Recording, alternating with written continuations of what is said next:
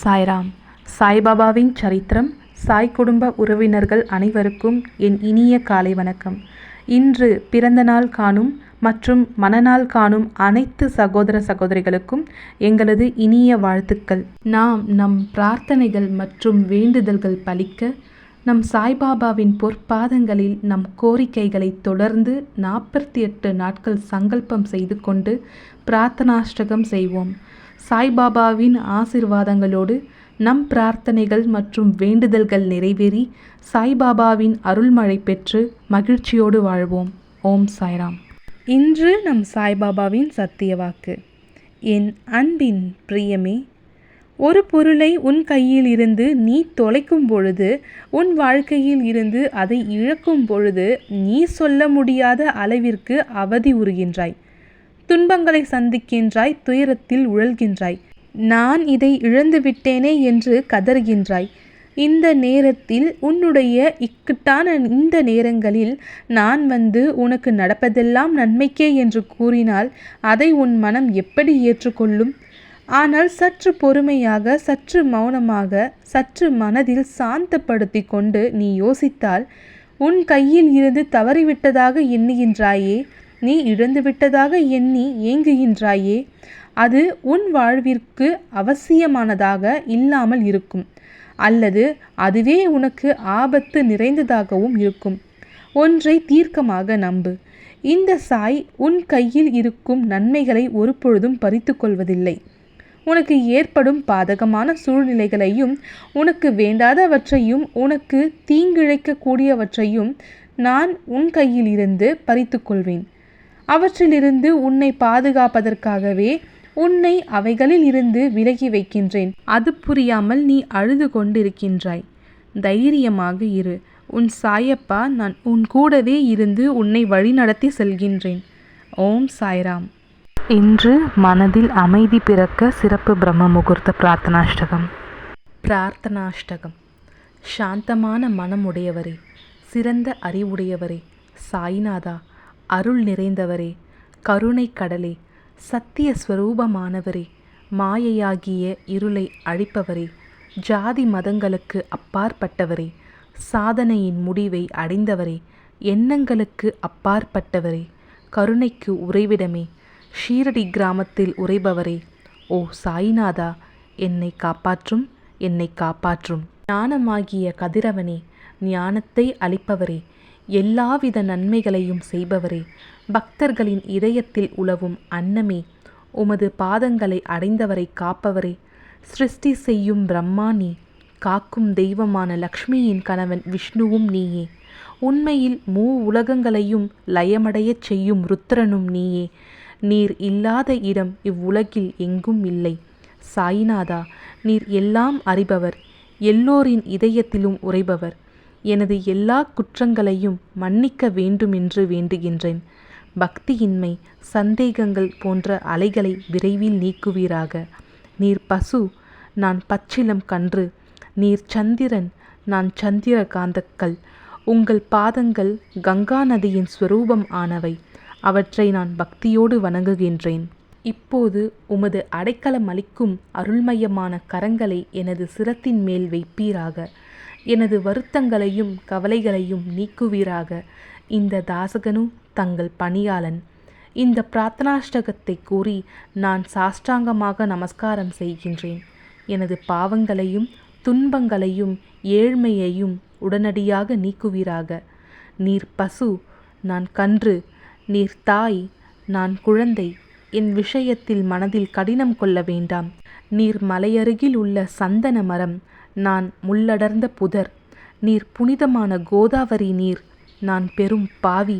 ஓ குருராயா, உமது தரிசனம் ஏற்பட்ட பிறகும் என்னிடத்தில் உள்ள துர்க்குணங்கள் என்ற மாசு அவ்வாறே தங்கியிருக்குமாகில் உம்மை சந்தனம் என்று எவர் கூறுவர்? கஸ்தூரியின் அண்மையை அடைந்த மண்ணும் உயர்வாக மதிக்கப்படுகின்றது. மலர்களின் அண்மையால் நாரும் தலையில் உயர்ந்த இடத்தை பெறுகின்றது. மகான்களின் தன்மையும் இத்தகையதே.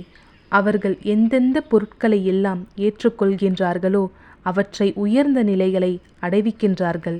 சிவபெருமான் விபூதி, கோவணம், நந்தி ஆகியவற்றை ஏற்றுக்கொண்டதால் எல்லா திக்குகளிலும் அந்த பொருட்களுக்கு மிகவும் மிகுந்த மதிப்பும் மரியாதையும் ஏற்பட்டுள்ளது. இடையர்கள் மகிழ்விக்கும் பொருட்டு பிருந்தாவனத்திலும் யமுனை நதிக்கரையிலும் ஜகத்துக்கெல்லாம் இறைவனானவன் தஹிகலா என்ற விளையாட்டை விளையாடினான். ஞானிகள் அவ்விளையாட்டையும் உயர்வாகவே மதிக்கின்றார்கள். அவ்வாறே நான் துராச்சாரியாயினும் உம்மை அடைந்துள்ளேன். ஓ குருராயா, எனவே இதை பற்றி உம் உள்ளத்தில் எண்ணிப்பாரும். ஓ குருராயா, இகத்திலும் பரத்திலும் எந்தெந்த பொருட்களை சுகம் என்று என் மனம் சந்தேகமற கருதுகின்றதோ அவற்றையெல்லாம் நிறைவேற்ற வேண்டும். உமது கருணையினால் இவ்வாறு செய்துவிடும். எனது மனதை அடக்கிவிடும். சமுத்திரத்தை இனிமையாக செய்துவிட்டால் பிறகு உப்புத்தன்மையை பற்றிய பயம் இல்லை. சமுத்திரத்தை இனிமையாக்கும் சக்தி உண்மையில் உனக்கு உண்டு. எனவே தாசகனுவின் இந்த வேண்டுதலை நிறைவேற்றுவீர். என்னிடம் என்னென்ன குறைகள் உள்ளனவோ அவை அனைத்தும் உமதே. சித்தர்களுக்கெல்லாம் அரசனான உமக்கு குறை என்பது பொருந்தாது. இப்பொழுது அதிகமாக சொல்வது எதற்காக? நீரே எனக்கு ஆதாரம்.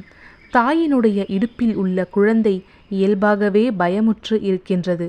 ஓ மகாராஜா, இந்த துதியை எவரெவர் அன்புடன் படிக்கின்றார்களோ அவர்களுடைய விருப்பங்கள் நிறைவேற்றுவீர். இந்த துதியை படிப்பவர்களின் 3 வித தாபங்களும் 1 ஆண்டுக்குள் விலகிவிடும் என்பதே இந்த துதியின் மேல் உமது நிரந்தரமான அருளாசியாக இருக்கட்டும். ஸ்நானம் முதலியவற்றை செய்து முடித்த பின், சுத்தமாக ஆனபின், உங்களது மனதில் சுத்தமான பக்தியோடு தினமும் இந்த துதியை படிக்கவும். இவ்வாறு செய்ய முடியாவிட்டால் ஒவ்வொரு வியாழக்கிழமை அன்றும் மனதில் சத்குரு மூர்த்தியை இருத்தி படிக்கவும். அதுவும் கூட இயலாவிடில் ஏகாதசி தோறும் அதன் விளைவுகளை பார்ப்பதற்காக இந்த துதியை படியுங்கள். துதியை படிப்பவர்களுக்கு இறுதி கணக்கில் உயர்ந்த நிலையை குருமூர்த்தி அளிப்பார். நான் சொல்வதை கேட்டுக்கொண்டிருப்பவர்களே, இவ்வுலகியல் ஆசைகளை அவர் விரைவில் நிறைவேற்றுவார். இந்த துதியை பாராயணம் செய்வதால், மீண்டும் மீண்டும் படிப்பதால் முட்டாள்கள் அறிவாளிகள் ஆவார்கள். எவருக்காயினும் வாழ்நாள் குறைவாக இருப்பின் அவர்கள் இதை படிப்பதால் 100 ஆண்டு ஆயுள் உள்ளவர்கள் ஆவார்கள். இந்த துதியை படிப்பதால் செல்வத்திற்கு குறைவு இருந்தால் குபேரன் அவர்களது இல்லத்திற்கு வந்து பணி செய்வான். இது சத்தியம், இது சத்தியம், இது சத்தியம் என்று மும்முறை உரைக்கின்றேன். சந்ததி அற்றவர்களுக்கு இந்த துதியை படிப்பதால் குழந்தை செல்வம் கிட்டும். இதனை படிப்பவர்களின் ரோகங்கள் முற்றிலும் நீங்கிவிடும். தினம்தோறும் இந்த துதியை பாராயணம் செய்வதால் பயமும் கவலைகளும் நீங்கிவிடும். மதிப்பும் மரியாதையும் உயரும். அழிவற்ற பிரம்மத்தை உணர்வார்கள். ஓ அறிவாளிகளே, உமது உள்ளத்தில் இந்த துதியை பற்றி நம்பிக்கை கொள்ளுங்கள். தர்க்கங்கள், தவறான எண்ணங்கள் ஆகியவற்றிற்கு கொஞ்சம் கூட இடம் கொடுக்க வேண்டாம். ஷீரடி சேஸ்திரத்திற்கு கிரமமாக யாத்திரை செல்லுங்கள். பாபாவின் திருவடிகளை மனதில் இருத்துங்கள். அவர் அனாதைகளின் உறவினர். பக்தர்களின் விருப்பங்களை பூர்த்தி செய்யும் கற்பகத்தரு. அவருடைய பிரேமையினாலேயே இந்த துதியை எழுதினேன். இல்லாவிடில் பாமரனாகிய என்னால் இத்தகைய படைப்பு எவ்வாறு ஏற்பட முடியும்? சக ஆண்டு 1918 ஆண்டில் பாத்ர பத மாதம் சுத்த பக்ஷத்தில் கணேச சதுர்த்தி திதி அன்று திங்கட்கிழமை 2வது பிரகாரத்தில் புனிதமான நர்மதா நதி தீரத்தில் மகேஸ்வரர் என்ற க்ஷேத்திரத்தில் ஸ்ரீ அகல்யா தேவியின் சன்னதியில் ஸ்ரீ சாயிநாத ஸ்தவன மஞ்சரி நிறைவடைந்தது. மகேஸ்வரம் என்ற புகழ்பெற்ற க்ஷேத்திரத்தில் இந்த துதி நிறைவடைந்தது. ஸ்ரீ சாயிநாதர் என் மனதுட்புகுந்து ஒவ்வொரு பதத்தையும் என்னை கூற வைத்தார். தாமோதரன் என்ற சீடன் இந்த துதியை எழுதினான். தாசகனுவாகிய நான் எல்லா மகான்களுக்கும் பணியாள். ஸ்ரீ சாயிநாத ஸ்தவன மஞ்சரி சம்சார சாகரத்தை கடக்க உதவட்டும். ஓ பாண்டுரங்கா, இதுவே தாசகனுவின் பக்தி மிகுந்த பிரார்த்தனை. மங்களம், சுபமங்கலம். ஸ்ரீ சச்சிதானந்த சமர்த்த சத்குரு ஸ்ரீ சாய்நாத் மகராஜ் கி ஜெய். ஓம் சாய்ராம்.